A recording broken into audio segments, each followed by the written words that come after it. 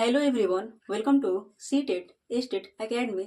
आज मैं आप लोगों को हिंदी पेडागोजी यानी हिंदी शिक्षण शास्त्र के दूसरे अध्याय अर्थात सेकंड चैप्टर जिसका नाम है भाषा शिक्षण के सिद्धांत, प्रिंसिपल्स ऑफ लैंग्वेज टीचिंग, इसको स्टार्ट कराने वाली हूँ। तो आइए शुरू करते हैं।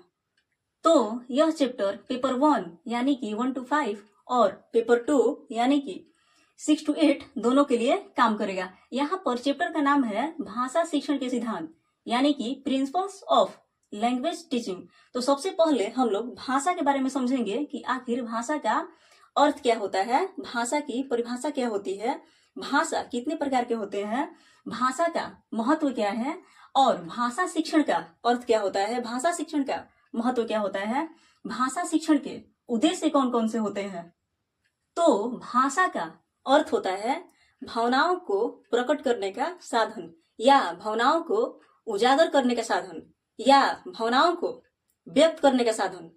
या आप लोग इसको ऐसे भी समझ सकते हैं कि भाषा में जो भा है यह भावना है और जो सा है यह साधन है। यहाँ पर भले ही सा जो है यह मध्वनि स वाला सा है, लेकिन आप लोग समझने के लिए भाषा का अर्थ इस प्रकार समझ सकते हैं कि भा मतलब भावना और सा मतलब साधन, यानी कि भावनाओं को व्यक्त करने का साधन जो है यही भाषा का अर्थ है। और भाषा की परिभाषा को हम लोग इस प्रकार दे सकते हैं, भाषा वह माध्यम है जिसकी सहायता से हम लोग सुनकर, बोलकर, पढ़कर, लिखकर अपनी भावनाओं को दूसरों के समक्ष प्रस्तुत करते हैं और दूसरे के भावनाओं को समझते हैं। वही जो है यह क्या है, तो वही साधन है भाषा। यानी कि भाषा जो है यह एक ऐसा माध्यम है जिसकी सहायता से हम लोग सुनकर, बोलकर, पढ़कर, लिखकर यानी कि शुभोपली द्वारा हम लोग अपनी भावनाओं को दूसरों के सामने रखते हैं और दूसरों की भावनाओं को समझते हैं।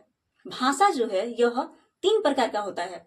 पहला होता है लिखित भाषा, जिस भाषा को हम लोग लिखकर व्यक्त करेंगे या हम लोग लिखकर उसको उजागर करेंगे या हम लोग लिखकर उसको प्रकट करेंगे, तब उस भाषा को हम लोग कहेंगे कि यह लिखित भाषा है। दूसरा भाषा होता है मौखिक भाषा, जिस भाषा को हम लोग बोलकर व्यक्त करेंगे या उजागर करेंगे या प्रकट करेंगे, तब उस भाषा को हम लोग बोलेंगे मौखिक भाषा। यह मुख से भाषा बोली जाती है। और तीसरा भाषा होता है सांकेतिक भाषा, जिस भाषा को हम लोग संकेत के द्वारा व्यक्त करते हैं या उजागर करते हैं या प्रकट करते हैं, उस भाषा को बोला जाता है सांकेतिक भाषा। तो वही यहाँ पर लिखा हुआ है कि भाषा का अर्थ भावनाओं को प्रकट करने का साधन। और इस भावना में क्या क्या हो सकता है, इस भावना में क्रोध भी हो सकता है, ईर्ष्या भी हो सकता है, प्रेम भी हो सकता है। भावनाओं को प्रकट करने का साधन यानी कि भावनाओं को व्यक्त करने का साधन या भावनाओं को उजागर करने का साधन। उसके बाद लिखा हुआ है कि भाषा की परिभाषा, भाषा वह माध्यम है जिसकी सहायता से हम सुनकर, बोलकर, पढ़कर और लिखकर अपनी भावनाओं को दूसरों के समक्ष प्रस्तुत करते हैं तथा दूसरे की भावनाओं को समझते हैं। यानी कि भाषा जो है यह वह माध्यम है जिसकी सहायता से हम लोग सुनकर, बोलकर, पढ़कर, लिखकर अपनी भावनाओं को दूसरों के सामने रखते हैं और दूसरों की भावनाओं को क्या करते हैं, समझते हैं।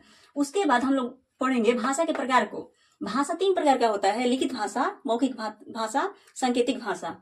तो लिखित भाषा में जिस भाषा को लिखकर व्यक्त किया जाएगा उसको लिखित भाषा कहा जाएगा। जिस भाषा को बोलकर व्यक्त किया जाता है मुख से, उसको मौखिक भाषा कहा जाता है। और जिस भाषा को संकेत के द्वारा व्यक्त किया जाता है उस भाषा को सांकेतिक भाषा कहा जाता है। उसके बाद लिखा हुआ है भाषा का महत्व, इंपॉर्टेंस ऑफ लैंग्वेज। तो पहला है संप्रेषण का माध्यम, मीडियम ऑफ कम्युनिकेशन। यानी कि भाषा का महत्व संप्रेषण के माध्यम के रूप में है। यानी कि संप्रेषण के माध्यम के लिए भाषा जो है यह क्या है, महत्वपूर्ण है। संप्रेषण का मतलब यहाँ पर होगा कि संवाद के माध्यम के लिए भाषा जो है यह महत्वपूर्ण है।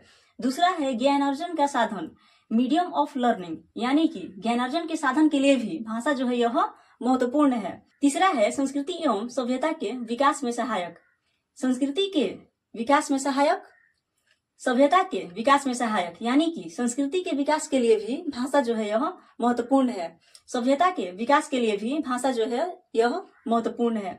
Instrumental in the development of culture and civilisation, इसके लिए यह क्या है, तो महत्वपूर्ण है। इसके बाद हम लोग भाषा शिक्षण का अर्थ एवं महत्व के बारे में समझेंगे।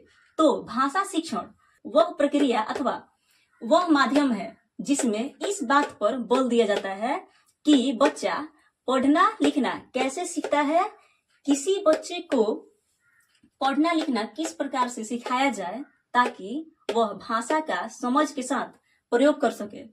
साथ ही बच्चे की भाषा को समाज की व्यवस्था के अनुरूप ढालने के लिए भी भाषा शिक्षण की आवश्यकता होती है। यानी कि यहाँ पर यह लिखा हुआ है कि भाषा शिक्षण वह प्रक्रिया अथवा वह माध्यम है जिसकी सहायता से हम लोग यह देखते हैं कि बच्चा जो है पढ़ना लिखना कैसे सीखता है और बच्चे को पढ़ना लिखना कैसे सिखाया जाएगा कि वह सीख पाएगा, और बच्चे को समाज के अनुरूप कैसे ढाला जाएगा, यानी कि बच्चों को भाषा की शिक्षा देकर समाज के अनुसार कैसे हम लोग ढाल पाएंगे, इसी को यहाँ पर लिखा हुआ है। अगला है भाषा शिक्षण के उद्देश्य।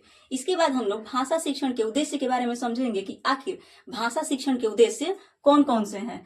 तो भाषा शिक्षण के उद्देश्य, भाषा शिक्षण के प्रमुख उद्देश्य है। तो पहला उद्देश्य है, यानी कि पहला लक्ष्य है, या इसको हम लोग एम बोल सकते हैं। पहला एम है वक्ता के कथन को समझने की योग्यता, यानी कि लैंग्वेज टीचिंग का पहला उद्देश्य यह है कि वक्ता के कथन को समझने की योग्यता हो। पहला इसका उद्देश्य है कि वक्ता के कथन को, यानी वक्ता जो बोल रहा है उसको समझने की क्या हो, योग्यता हो।